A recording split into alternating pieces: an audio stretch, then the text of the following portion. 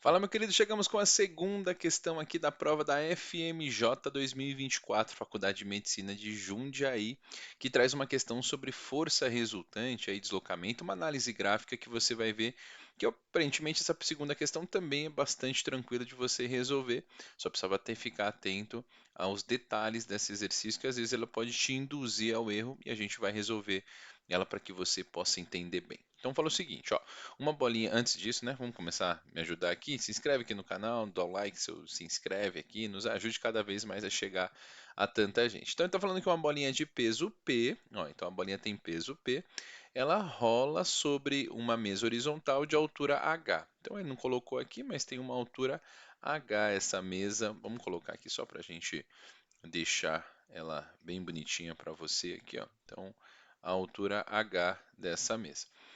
Após atingir a borda da mesa, inicia uma queda escrevendo uma trajetória como mostrada na figura. Então ela cai aqui, é esperado. Ela é puxada para baixo por conta da gravidade, né? Então, porque a força gravitacional puxa a bolinha para baixo e faz esse movimento porque ela já tem uma velocidade para horizontal aqui para a direita. Então a junção dos dois movimentos, na vertical e na horizontal, promove esse movimento parabólico, que é muito conhecido, que eu espero que seja muito conhecido aqui pelo aluno que está estudando essas componentes da vertical e da horizontal.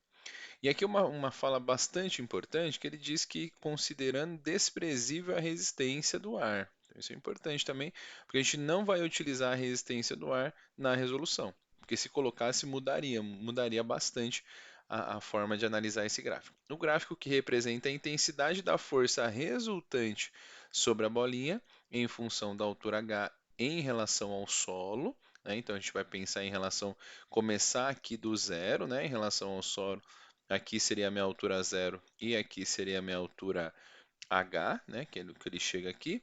Durante sua queda é D. Bom, o que a gente pode falar sobre isso, né? Durante a queda, quais são as forças que estão agindo aqui sobre essa bolinha? A única força que vai agir sobre ela é a força peso.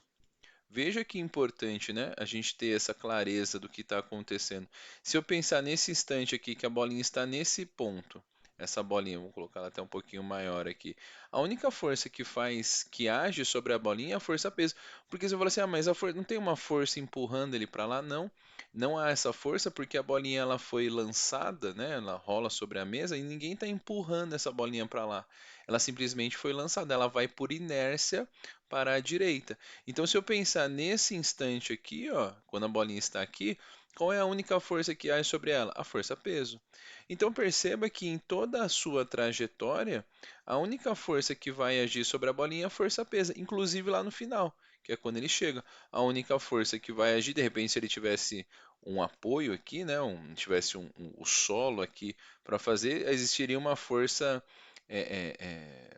contrária aqui, uma força normal. Mas a única força que vai agir, não há nenhuma dica sobre isso no enunciado.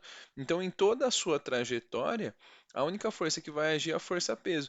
E a gente sabe então que a força resultante dele vai ser igual à força peso. E aí você lembra como é que calcula a força peso? Peso é massa vezes gravidade. Então, se a gente tem esse conceito aqui já claro na nossa cabeça e sabe que essa bolinha tem massa e gravidade constante, tanto essa grandeza quanto essa grandeza aqui, elas são constantes, o que que é esperado que a gente chegue na conclusão? Que o peso também é constante. Se a massa não muda, se a gravidade não muda, o peso também não muda. Então eu posso dizer que a força resultante agindo aqui sobre o sistema, ele não, ele tem um valor constante e esse valor que a gente vai dizer, a gente não sabe o quanto ela vale, mas ela é um valor constante diferente de zero. Então, logo de cara, a melhor alternativa com certeza é a alternativa E, porque perceba que há mudanças no valor do peso, né? O peso aqui sempre com o mesmo valor de massa e o mesmo valor de gravidade, e aqui a gente não tem nenhuma perda do peso, né? Não há uma perda da força resultante. Aqui existem outros contextos aqui que nas alternativas de A até D, elas contam a história para vocês tentando te induzir ao erro, mas perceba que como massa e gravidade são constantes, a massa não muda e a gravidade também não muda, durante toda a trajetória, a força resultante sobre a partícula é a força-peso, logo, a resultante é uma constante de valor igual à força-peso. Pronto. E assim a gente chega na resolução dessa segunda questão, tranquilinha também, precisava ter esse cuidado a respeito da análise da força resultante, mas eu acredito que você consiga entender. Se ficou alguma dúvida, deixe seus comentários aqui para a gente poder te ajudar. E se não, deixa seu like aqui também para ajudar a gente cada vez mais a chegar a tanta gente que está estudando para os vestibulares de 2024, beleza? Mais uma questão aqui da Faculdade de Medicina lá de Jundiaí.